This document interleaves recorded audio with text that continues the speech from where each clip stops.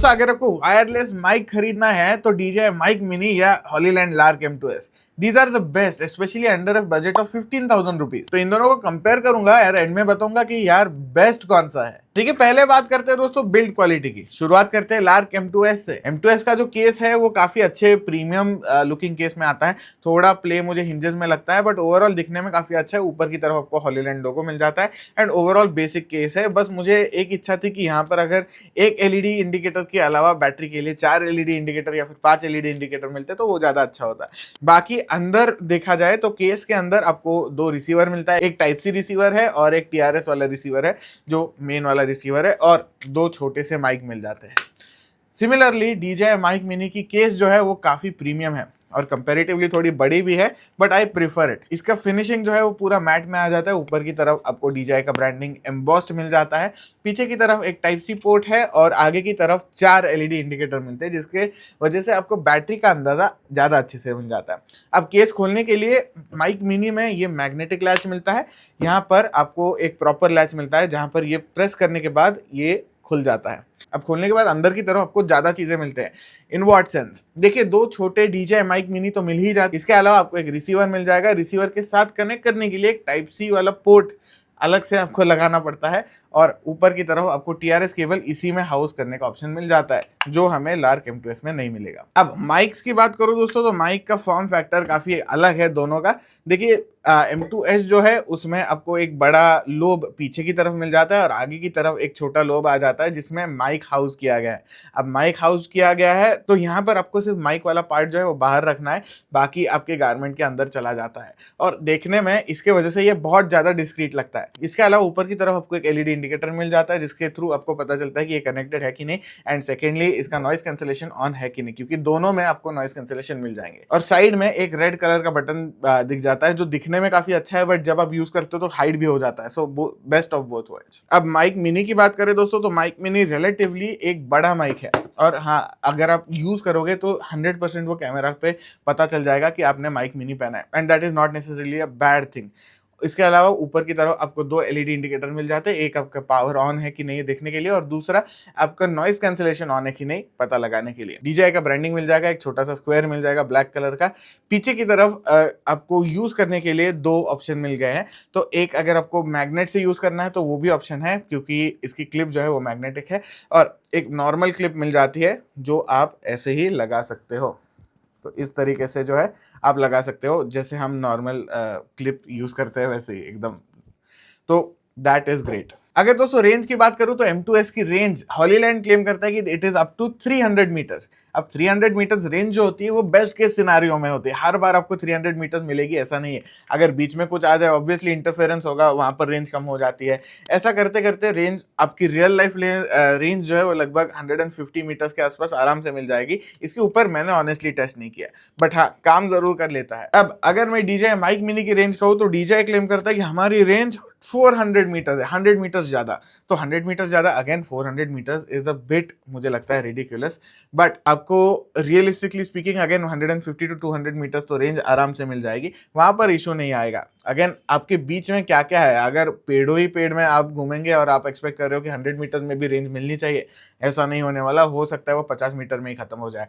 तो that depends on what your scenario is for both of these mics और any honestly wireless mic. अब battery life की बात करूं दोस्तों, तो आपका रिसीवर और ट्रांसमीटर यानी माइक और इसका जो रिसीवर होता है माइक का, वो दोनों की बैटरी लाइफ जो है वो लगभग 10 घंटे की है।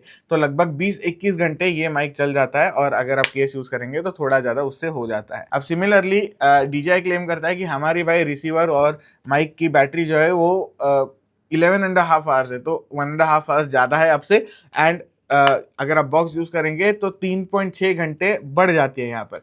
तो लगभग वो टोटल कुल मिलकर बताते हैं कि 48 आवर्स है। बट रियलिस्टिकली स्पीकिंग आप दोनों माइक आराम से 2-3 घंटे यूज कर सकते हो। मैंने भी यूज किया है और वहां पर मुझे कभी इशू नहीं आया, एंड आई डोंट थिंक कि ज्यादातर लोग 2-3 घंटे से ज्यादा इसको यूज करेंगे। So again that problem is solve. Battery life is great for both. तो अगर आपको वेडिंग शूट्स करने हैं, पॉडकास्ट करने हैं, या फिर ट्रैवल व्लॉगिंग करना है, वहां पर इशू बिल्कुल नहीं आने वाला। और अगर बैटरी कम भी लग जाती है आपको तो तुरंत माइक स्विच कर लीजिए, आपका काम हो जाता है। अब दोस्तों आइदर वे अगर आप इन दोनों में से ही चार्ज करना चाहते हो एक को भी, तो it is going to take about 1.5 hours to 2 hours दोनों के लिए। So there is not much of a difference in that perspective. अब ऑडियो क्वालिटी की स्पेक्स देखें दोस्तों तो 48 किलोहर्ट्ज के साथ या फिर 24 बिट के साथ हॉलीलैंड लार्क M2S का सपोर्ट मिल जाता है, यानी रिकॉर्डिंग 24 बिट में हो जाती है। इसके वजह से पोस्ट प्रोडक्शन में आपको ज्यादा फ्लेक्सिबिलिटी मिलती है, जहां पर आवाज आपको बढ़ाना है वहां पर बढ़ा सकते हैं। सिमिलरली DJI माइक मिनी की अगर दोस्तों मैं बात करूं तो यहाँ पर आपको 48 किलोहर्ट्ज या फिर 24 बिट का ऑप्शन मिल जाता है, तो पोस्ट प्रोडक्शन में यहाँ पर भी आपको एडवांटेज मिल जाता है। बट अगर आपको ब्लूटूथ से कनेक्ट करना है तो 16 बिट का ऑप्शन भी मिल जाएगा। तो अगर आप दोस्तों बिगिनर हो और पोस्ट प्रोडक्शन में ऑडियो का काम करने वाले हो तो DJI का ऑडियो जो है वो ज़्यादा पॉलिश लगने वाला है आपको। अब कनेक्टिविटी की बात ही कर रहे थे, तो कनेक्टिविटी में बता दूं कि हॉलीलैंड के साथ आप जरूर फोन से भी कनेक्ट कर सकते हो, कैमरा से TRS के थ्रू भी कनेक्ट कर सकते हो, दैट इज ग्रेट। बट इसमें ब्लूटूथ का ऑप्शन नहीं है, आप कनेक्ट कर लो, टाइप सी से वगैरह हो जाता है कनेक्ट। और अगर आपको लाइटनिंग केबल से कनेक्ट करना है तो इसमें बॉक्स के अंदर ही आपको अलग से लाइटनिंग केबल मिल जाती है, उससे आप टाइप सी को कनेक्ट करके फिर वो घुमा घुमा कर कनेक्ट कर सकते हो। बट माइक मिनी के साथ आपको TRS का ऑप्शन मिल जाता है, आपको टाइप सी से कनेक्ट करने का ऑप्शन मिल जाता है, लाइटनिंग का आप अलग से एक पोर्ट खरीद सकते हो, that is an additional cost.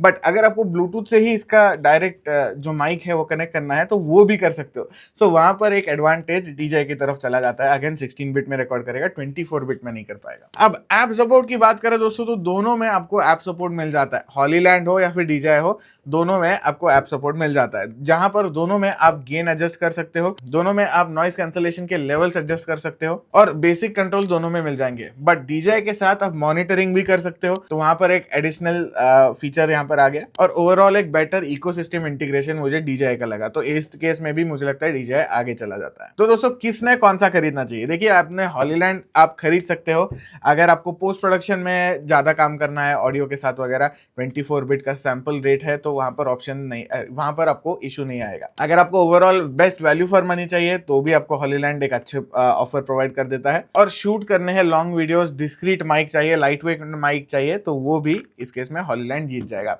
But अगर आपको clean audio out of the box चाहिए तो उस केस में DJI mic mini is much better. जैसे मैंने आपको बताया, सैम्पलिंग रेट का फर्क भी है। अगर आपको बेटर कनेक्टिविटी चाहिए, अगेन DJI माइक मिनी। और ओवरऑल आपको अगर शूट करना है, स्टूडियो के अंदर बैठकर व्लॉग्स करना है, रील्स बनाने हैं, प्रोफेशनल काम के लिए, मुझे ओवरऑल DJI माइक मिनी थोड़ा ज्यादा अच्छा लगा। तो अगेन मेरा favourite pick DJI mic mini है फॉर मल्टीपल रीजंस, बिकॉज ये अच्छा भी है, क्वालिटी भी अच्छी है, और and honestly at this point ये दोनों माइक आपको एटलीस्ट आज के प्राइस के हिसाब से 10,000 में मिल जाते हैं। जबकि दोनों माइक मैंने महंगे में खरीदे थे, आई थिंक ये मैंने लगभग 12-13 हज़ार में खरीदा था हॉलीलैंड का, और DJI माइक मिनी जो है मैंने लगभग आई थिंक 16,000 रुपए में खरीदा था। तो that is an additional value, but आज के दिन में दोनों 10,000 के आसपास मिल जाते हैं, in which case I think DJI mic mini is a much better mic. तो होपफुली इस वीडियो में दोस्तों आपके काफी सारे डाउट्स क्लियर होंगे। अगर आपको वीडियो अच्छा लगा है तो लाइक करिए, शेयर करिए, सब्सक्राइब करिए, और अगर आपको कोई डाउट भी है तो मुझे कमेंट्स में पूछिए। मिलते हैं आपको नेक्स्ट वीडियो में।